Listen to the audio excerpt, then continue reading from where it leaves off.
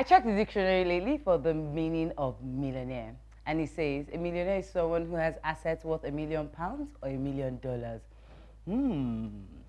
When you meet my guest today, you'll understand why I had to define millionaire before the episode. However, though, being a millionaire shouldn't be the target. Our target should actually be doing great and excellent work, because really millions actually do follow, when you do great work. So hey, we're all going to be millionaires eventually. This is Biodun GameChangers, where we capture success stories from different perspectives. We delve into the minds of people with celebrated brands and careers who have turned their dreams into reality and their ideas into lucrative empires. You're welcome to the show, and I'm your host, Seyi Banigbe. See you when I get back.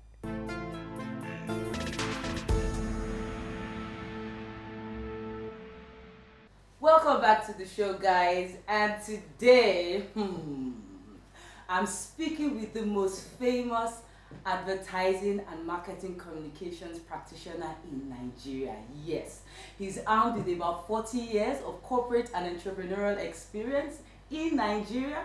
He's the chairman of Troyka Group, which is holding company for Halogen, Inside Communications, Optimum Exposure, Media Perspectives. The list goes on and on and on. I'm speaking with a legend today, guys. Today we have on the show Mr. Biodun Shobanjo. You're welcome to the show, sir. Obviously, I'm excited. I'm excited to have you on the show, sir. You're welcome. Thank you very much, Shay. That's a bucket list for me, guys. I have interviewed Mr. Biodun Shobanjo, yes, in my lifetime. Thank you. All right, sir. I have my first question. We're just going to dive right in. So you started working in the Nigerian Broadcasting Corporation in 1964 as a studio manager. And because you studied journalism, so it was only natural, to join such a firm. And you were there for 7 years. But something significant, I noticed something significant in your story. You switched to advertising after working, in journalism for 7 years. I mean, the average person today, once you've practiced a certain career or a field or in a certain field for 7 years, I don't know, something in you feels stuck. I can't move, how can I start again? But you went into advertising. So what did you see? What triggered that move after 7 years of practicing journalism? Okay, let me say that I didn't go into broadcasting with a certificate in my hand that says, here is a journalist. In other words, I really hadn't trained as a journalist, but I started straight from school. And radio was a happening thing at the time because there was no television. And then it was that urge, that anxiety to meet all these wonderful people whose voices you heard in a box that drove me there. And as you said, I moved very rapidly, started running a shift on my own, and I thought I'd had it all. And I'd also seen people who used to work in radio who had moved on to advertising. And they seemingly were living a much better life. They were richer? Of course, yes. So it was people like Olufalomo, people like the late Banjo Sholaru, people like the late Ted Mukoro. All those guys left radio. Even Bros Kenny, Kendi Adioshun. Incredible people who are doing so well in radio. And they had moved on, and suddenly their life was much better. So you wanted to make more money? Of course, yes. I mean, that was the motivation. Everybody wanted a better life. So I started asking questions. So that was what led to my moving from radio to advertising. Interesting. I love that you satisfied your curiosity. It paid off. I think so, yes. Yes, it did. When you left the Nigerian Broadcasting Corporation, the good thing is, well, you moved to a multinational company, a multinational advertising company, and you obviously were made for the job because from my research, I saw that you rose really fast. At the end of after a while, you were practically handed, the company. You were running almost everything. But at the age of 35, you left to start your own advertising firm, Inside Communications. Sir, I have a question. I know you might want to correct one or two things in there, but a lot of us these days, at 35, sir, we already have like 2-3 kids. And then that money coming in monthly is what we are using to pay rent, to, school fees and all those things. thinking of leaving a job. So how did you plan to pay the bills, going to start a company at such a sensitive period of your life? I'm sure you were married, I'm sure you had kids. Yes, I think what had happened was that in broadcasting, I didn't just move like that. I had to prepare myself. First was to educate myself. So, because you couldn't just move from radio to advertising like that without the academic qualification to help. So I started off as a private student, and the one thing that caught my fancy was public relations. So I wrote the exams. It took me about 18 months to prepare for it as a private student, and I had the third best result in the Commonwealth because it's a global wow. profession. The examinations were written globally. So armed with that, I could now make a move into advertising, and I was lucky. Everything would have to do with luck, yes, and God has yes, there would always be the hand of God. Mm-hmm. So when I decided to move into advertising agency at the time, I was very clear which ones I wanted to work for. There was Lintas, which was the biggest. There was OBM, which was the second biggest. There was Grant, which was an American advertising company, and I thought that the American one would be somewhere where things would not be done in an orthodox manner, if you like. So I got in there, and I started at the rung of the executive ladder. I joined as an account executive trainee, and my movement was very rapid. 4.5 years after I joined the company, I got to the board. I was appointed to the board. Wow. Yeah, that was unheard of at the time. So the Americans were there. They trained us, did all sorts of things to ensure that we were very good at the job, and I was very lucky, I must admit. So when you were leaving, sir? So when I got to the board, I spent another 2.5 years or so, and I left. Mm. Now, going back to your question, it was a very tough decision. But the reason I left was not because I thought it was going to be greener at the other side, but because I was not getting that satisfaction anymore. When I joined the company, it was number 3 in ranking. And 2.5 years after I joined the board, we were still number 3. And I don't like being number 3, I like being number 1. Mm. And everything that I tried to do so that we could become number 1 was not accepted by my colleagues. There were 3 of us on the board who were executive directors. There was an English guy. I was the deputy managing director. There was the managing director. And it was because of that I left. And quite frankly, I had to, as you observed, I was married. I had 2 young kids. I was living in a company house. Whoa. I had 2 company cars. And I'm talking of way back in 1976 when I joined the board. All those facilities were there for me. And you left it, sir? Everything? And I left everything. So when I left and started, I had to go and rent the back flat of a house somewhere. Mm. I left, I didn't have a car. I had no car when we started inside. But I had a strong faith that the company would succeed. Hmm. And today, from an 18-man team, Mr. Biodun Shobanjo has grown the firm to a staff strength of about 18,000 now. Yes, when you count all of the companies, yes, the group has a staff strength of about 18,000. That's correct.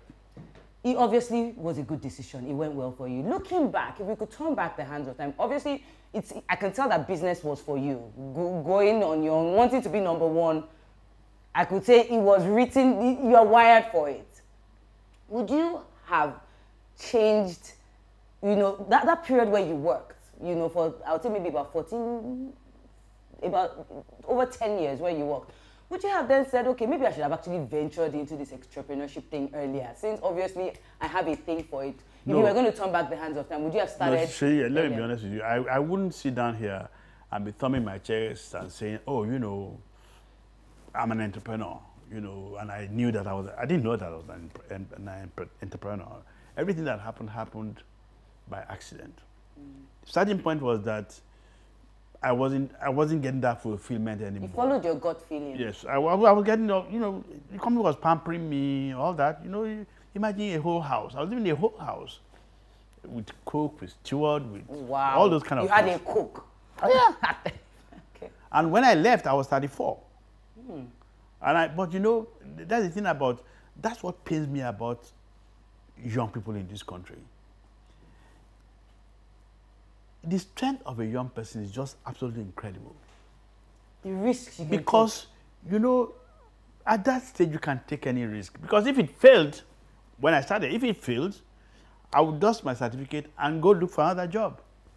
Thank you, sir. You understand what I'm saying? But people are too scared to venture. That's what I found. Yes, sir. You know, except you have to take the bull by the horns, as they say. Take a leap of faith. But what I always say is this, you must be sure of yourself. In other words, you have been trained, you have the academic qualification, you have the exposure. Because by the time I left, I had worked in the London office of McCann's. I had been properly trained. I had gone to the College of Institute of Marketing. You know, I had acquired knowledge, I had acquired skills, I had acquired, you know, and then I had the contacts. So I didn't have any fear that I couldn't do it. So you were well armed. I was. That's what I see. So I always counsel that, look, be prepared. You got to have the training, you got to have all of these things we talked about before you venture out. So what, like they say, when the opportunities come, you're well... Exactly, you're armed to take it. Take advantage of it. And when we started, believe me, we had not one client. Sir, please hold that thought. Yeah. When we return, we'll be hearing a whole lot more. Did you hear that? I don't like to be number 3. I like to be number 1. That's my new motto, guys. See you when we get back.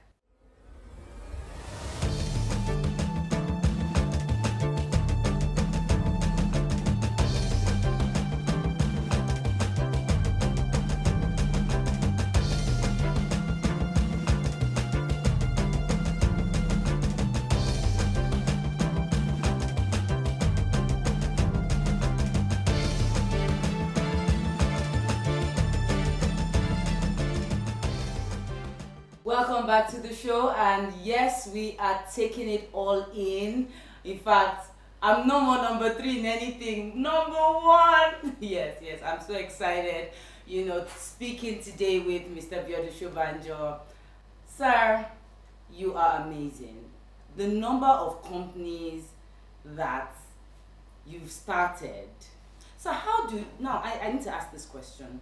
How do you draw that balance? Because I see that you saw a need in the PR space, a gap, and you started Quadrant. You saw a need in the outdoor advertisement space, and you started Optimum Exposure. And there's several companies that you started that way because you noticed one gap or the other. But sir, how do you draw the balance between taking note of gaps, you know, and starting companies to take advantage of those gaps, and having too many things in your hands? How does one make sure that one is not just grabbing every opportunity and starting businesses? But you know, they say there's only so much a human being can focus on. How do you manage that? How do we draw that balance? How do you draw the balance? Let me, since we want to interest you in what we're talking about, I think one of the challenges that most young people have is say, where are you going to get the capital from? Because you talk about too many companies. If you let that inhibit your decision to move, then you're making a great mistake. And I say that because of my experience with all these companies that we have today. When we started Insight, the capital that we had on our hands was just about 200,000 naira. 200,000 naira. All right?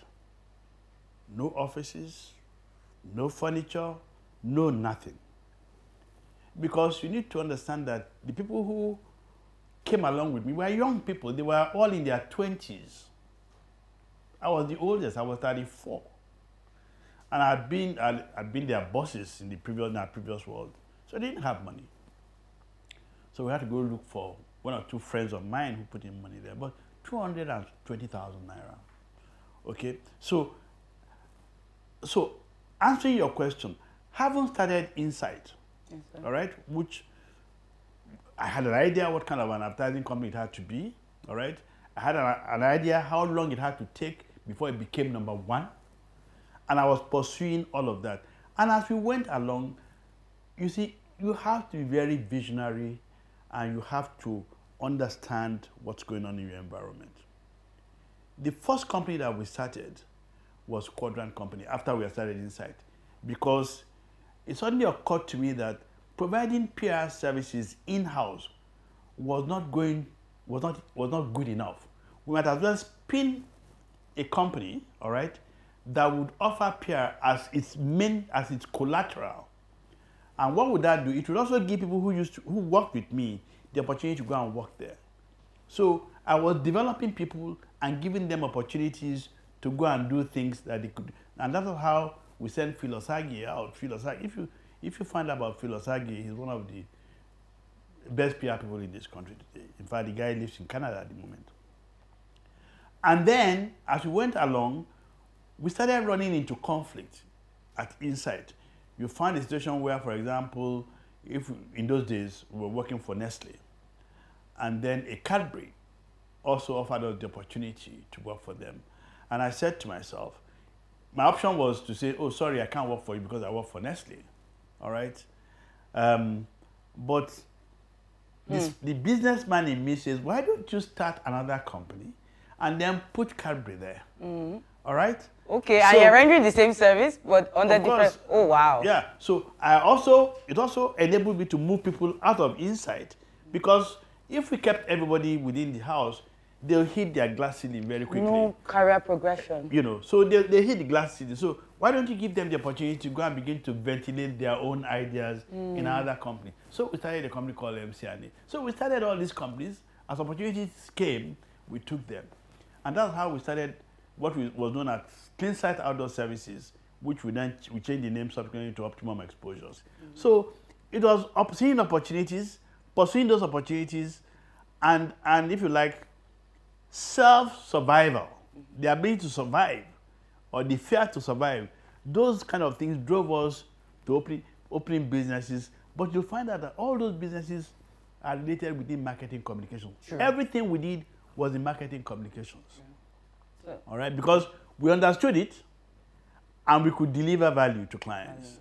You know, we didn't do banking because we don't understand banking. We didn't say we wanted to do oil and gas because it has nothing to do with what we're doing. Yeah. So if you look at everything we've done till today, they are in the area of marketing communication, with the exception of Halogen. Yeah. And Halogen was a child of circumstance. Do you like your milkshake, sir?